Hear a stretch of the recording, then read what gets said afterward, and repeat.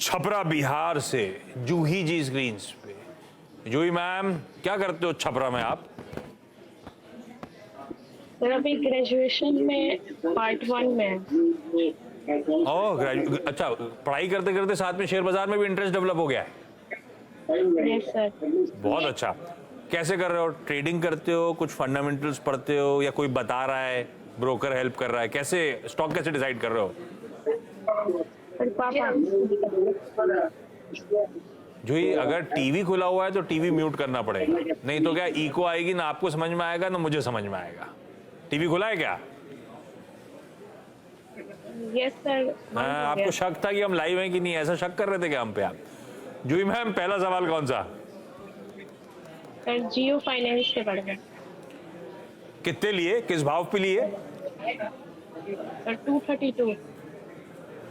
232। रजत दा, जियो फाइनेंशियल अब चार्ट्स पे तो कुछ है नहीं अभी, फिर भी आप क्या व्यू दे? बहुत लोग पूछते होंगे आपसे भी, आपके यूट्यूब चैनल पे या जहां पे भी आप जाते होगे, जियो ले लें क्या, जियो ले लें क्या? क्या रिकमेंड कर रहे हो उनको, क्या बोल रहे हो आप? देखिए, जियो फाइनेंस मतलब इसमें अभी फंडामेंटल्स वो डिटेल ये क्या परफॉर्म करेगा और टेक्निकल्स भी कुछ है खास है नहीं। बट एक चीज मैं आपको कहूंगा कि आपने जियो फाइनेंस अगर लिया है तो थोड़ा लंबी अवधि का नजरिया रखिए, तब जाके पता चलेगा। अभी हम बोलेगा कि इसमें फिर से निवेश कीजिए, वो भी बोलना मुमकिन नहीं है, क्योंकि इसका परफॉर्मेंस देखना पड़ेगा। और ये भी बोलना नहीं चाहिए कि इससे आप निकल जाइए। एटलीस्ट जो इनिशियली लिया है थोड़ा होल्ड कीजिए, ये बाउंस बैक करेगा, तब आप अगर प्रॉफिट बुक करेंगे कि उसको निकाल देंगे पूरा, या आप फिर से इसमें निवेश करेंगे, वो तब सोचा जाएगा। अभी देखिए, ये एक नया काउंटर है, फिलहाल ये मुझको नहीं लगता है कि 220 के नीचे अभी तुरंत चला जाएगा। कोई कारण से 220 के नीचे जाने से ये 210, 207 ये रेंज भी टेस्ट कर सकता है। But overall over the long term ये उम्मीद की जा सकती है कि ये आगे जाके अच्छा करेगा। हाँ, तो भाई ना इसमें अभी चार्ट्स बने ना ऐसा अभी फंडामेंटली कुछ समझ में आ रहा है। जो जो दाव लगा रहा है वो लॉन्ग टर्म के लिहाज से जूही जी डिसाइड करके बैठा हुआ है। आप डिसाइड करिए, आप लंबी अवधि के लिए रुकना चाहते हो नहीं रुकना चाहते हो। रजत दा यही कह रहे हैं लंबी अवधि के लिए। गाबा सर भी लंबी अवधि की बात करते हैं जब भी जियो फाइनेंशियल चर्चा में आता है, पसंद आता है उनको भी, लेकिन लंबी अवधि के लिहाज से, बहुत लंबी लॉन्ग टर्म के लिहाज से। खैर, जियो फाइनेंशियल इसी ग्रुप का हिस्सा है जिसपे आप ये शो देख रहे हैं, CNBC आवाज का प्लेटफॉर्म जहां पे है। तो डिस्क्लेमर स्टैंडर्ड आपकी स्क्रीन पर आ जाएगा। इस चैनल का स्वामित्व प्रबंधन रिलायंस इंडस्ट्रीज के पास है और RIL का आम जियो फाइनेंशियल है। तो आप किसी इंडिपेंडेंट एडवाइजर से भी प्लीज कंसल्ट कर लीजिएगा। कीर्ति मैम, अगला सवाल कौन सा? अगला सवाल है वेक्टर फूड्स पर। वेक्टर फूड्स हमने लिया था 489 एवरेज प्राइस है, और अभी इसका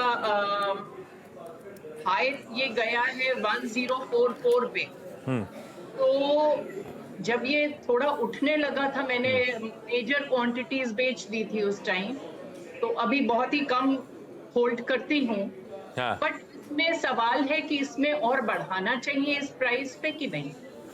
ये हम मतलब इससे आप अपनी बात कर रहे हो या आमतौर पे आपकी बोलचाल में रॉयल फीलिंग देने के लिए? हम लखनऊ के तो हम ही बोलते हैं। हाँ, रॉयल टच भी आ जाता है इसमें थोड़ा सा। हम रजत दा, वेक्टर्स फूड, मेरे ख्याल से ये देखिए, इसका लॉन्ग टर्म ट्रेंड अपवर्ड है, शॉर्ट टर्म ट्रेंड भी अपवर्ड है, और intermediate trend flat range bound है। तो इसमें बने रहने का सलाह दूंगा। इस लेवल पे खरीदारी करने लायक अभी तो कुछ टेक्निकल्स पे आया नहीं, और इसका फंडामेंटल मैच चेक करने का टाइम नहीं मिला। तो बट ये जिस तरीके से ऊपर जा रहा है, लगता है कि इसका फंडामेंटल तो अच्छा ही होगा। अब जो आपके पास है उसमें बने रहिए, और फिलहाल कोई कारण से ये नीचे की तरफ आता है, मतलब मान लीजिए कि 1000 के नीचे आता है, लेकिन ये 900 के नीचे नहीं जा रहा है। उस टाइम पे आप अगर एवरेज करना सोचेंगे तो एवरेज कीजिए, और 750 का स्टॉप लॉस लगा के नया पोजीशन पे, और पुरानी पोजीशन जो है उसको रख दीजिए। क्विकली चारू मैम, अगला सवाल आपका।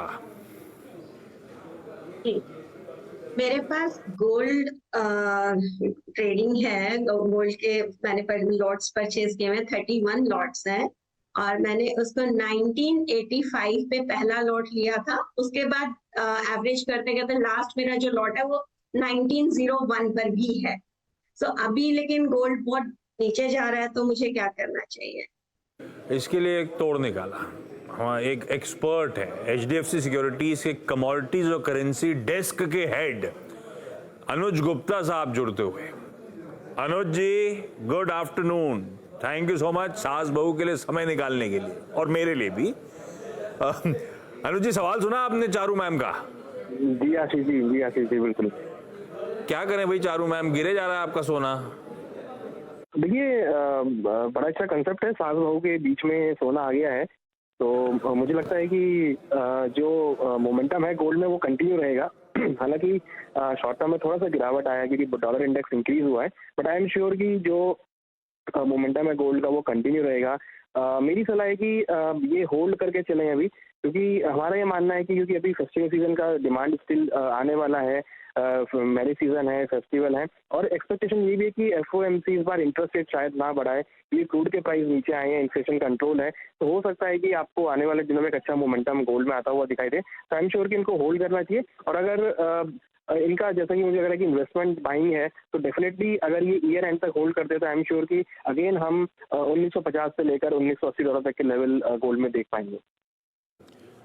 चारू मैम, आंसर सॉल्व हुआ या कुछ और पूछना है आपको अनुज से? नहीं, वो आंसर सॉल्व हो गया, थैंक यू। मैं बिकॉज बहुत कंफ्यूजन था कि कितना लॉस में है, अब क्या करना चाहिए। So thank you so much, thank you so Anuj much. जी, आपका भी धन्यवाद। इस नोट पर Kirti ma'am, Sonika ma'am, Charu ji, Juhi ji, thank you so much जुड़ने के लिए, उस प्लेटफॉर्म पे अपनी क्वेरीज रेज करने के लिए। रजत दा, इतने दिनों बाद लौट के आने के लिए, बढ़िया तरीके से सारी क्वेरीज सॉल्व करने के लिए आपका भी बहुत धन्यवाद। तो पहला सवाल हमारा है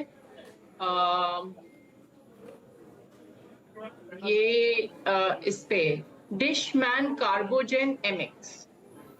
ओके, लिया हुआ है कीर्ति मैम की, लेने का मन है? I have 1,625 shares of Dishman Cargo and ये हम 2020 से इसमें हैं। कुछ पहले प्रॉफिट भी कमाया था, फिर कुछ सेल कर दिया, तो फिर उसके बाद लॉसेस होने लगे, तो काफी टाइम से इसमें हैं। अभी हमारा जो एवरेज प्राइस है दैट इज 182 और अभी ये चल रहा है 163 पे। तो ये जानना था कि इसमें हम और एवरेज करें कि लॉसेस बुक करें, क्या करना चाहिए इसमें? रजत दा, आपने बढ़िया तरीके से सवाल सुन लिया है। 182 की खरीद, काफी लंबा समय हो चुका है, आज भी 20 रुपए का लॉस हो रहा है, क्या करूं?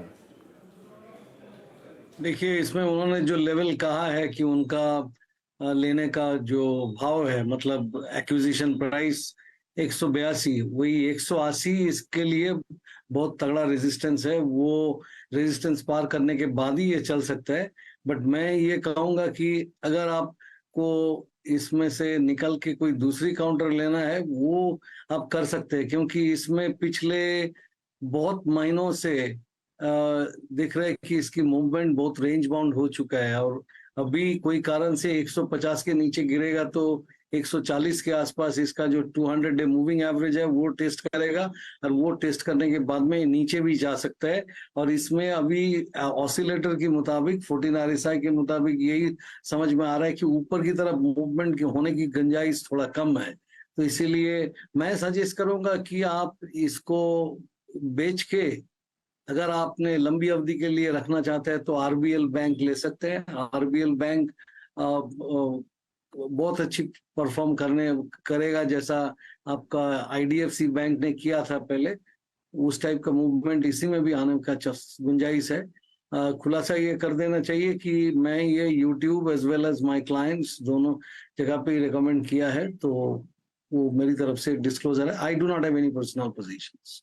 बिल्कुल, बहुत बढ़िया भाई। डिशमैन में मैम रुक के कोई फायदा नहीं है, और उसमें स्टिफ रेजिस्टेंस जोन्स हैं। हमारी खरीद के नीचे के लेवल्स पे बहुत स्टिफ रेजिस्टेंस है, मुश्किल होगा, एग्जिट करेंगे। और आप चाहें तो रजत दा जो कह रहे हैं, इस पैसे को पूरे लॉसेस कवर करें, सॉरी पार्ट प्रॉफिट बुकिंग करें या पूरे लॉसेस कवर करें? रजत दा, सारे के सारे स्टॉक्स बेच दूं क्या? आप आधा रखिए, क्योंकि इसमें इतना जबरदस्त सिग्नल नहीं है कि अभी तुरंत ये नीचे चला जाएगा, इसीलिए आधा रखिए। कोई ऊपर में एक्सकर्शन हो और उसमें 180 का आंकड़ा पार नहीं करे, तब आप पूरा ही बेच दीजिए। अभी आधा प्रॉफिट बुक कर लीजिए। ठीक है, thank you so much. Rajesh Satpute ji, आपका ट्रेड क्या रहेगा? वीरेंद्र जी देखिए, मेरी नजर है B2 पे, और उसमें से बजाज फिनसर्व देखिए, मुझे लगता है एक बेहतरीन ब्रेकआउट मिल रहा है। जो पैटर्न है दैट्स अ फॉलिंग चैनल, और जिसका ब्रेकआउट मिला था 1560, तो 1565 प्रोबेबली, क्योंकि बहुत जल्दी में बढ़ रहा है, तो 1570 1570 के स्टॉप लॉस के साथ बजाज फिनसर्व को लॉन्ग करे। इसका जो नेक्स्ट टारगेट होगा वो रहेगा 1620 का। ओके, बजाज फिनसर्व, ये एक आपकी पिक हो गई। अमित जी, आपका ट्रेड क्या रहेगा इस समय का? जी, मेरी नज़र जिंदल स्टील पे है। इसमें एक बुलिश प्रो गैप कैंडल आज बनी है, फॉलोइंग ट्रेंड लाइन से ब्रेकआउट दिया स्टॉक ने, और अपने 10 डे मूविंग एवरेज के ऊपर ट्रेड कर रहा है। लगभग 660 670 इसका स्ट्रॉन्ग सपोर्ट एरिया था, वहां पे स्टॉक ने अच्छा खासा कंसोलिडेट किया। करंटली प्राइस 697 का है। मुझे लगता है इसमें 720 के टारगेट्स 1 से 2 दिनों में पॉसिबल है। स्टॉप लॉस इसका लगभग रखूंगा 687 का। बिल्कुल, मैं सोच ही रहा था कि अब तक किसी ने ये लिया क्यों नहीं, क्योंकि मेरी सुबह सुबह नज़र इस पे गई थी। आज मेटल्स में तेज़ी है, फेरस मेटल्स में, और इसमें सबसे हाई बीटा यही स्टॉक है। ध्यान रखिए, ये प्योर मोमेंटम प्लेज होते हैं, इसमें आपको स्टॉप लॉस लगाना बहुत ज़रूरी होता है। लगा तो लगा, नहीं लगा तो 5-6% के इंट्राडे मूव्स ही मिल जाते हैं इन स्टॉक्स में। तो ये इस समय एक जिंदल स्टील पर एक ट्रेड। बता दें कि मनी कंट्रोल पर दिए गए विचार एक्सपर्ट्स के अपने निजी विचार होते हैं। वेबसाइट या मैनेजमेंट इसके लिए उत्तरदायी नहीं है। यूजर्स को मनी कंट्रोल की सलाह है कि कोई भी निवेश निर्णय लेने से पहले सर्टिफाइड एक्सपर्ट की सलाह लें।